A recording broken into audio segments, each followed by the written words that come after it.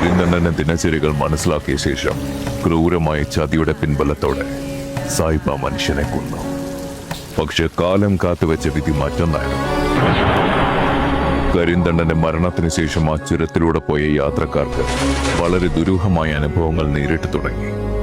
പലരും വഴിതെറ്റി കൊക്കയിൽ വീണു. ചിലർ കാട്ടുമൃഗങ്ങളുടെ ആക്രമണത്തിനിരയായി.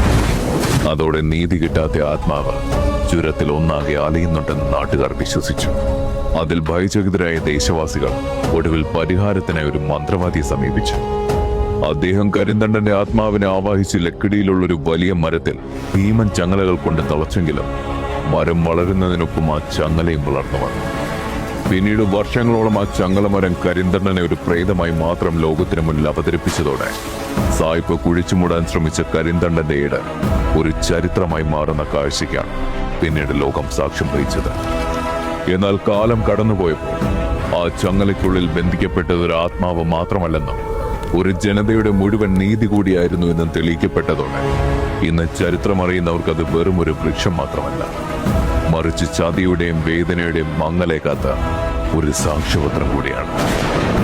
ചരിത്രമായതും ചരിത്രമാകേണ്ടതുമായ കഥകളുടെ കാണാപ്പുറങ്ങളിലേക്ക് യാത്രയാവാൻ ഫോളോ ചെയ്യാം കനവുകഥ.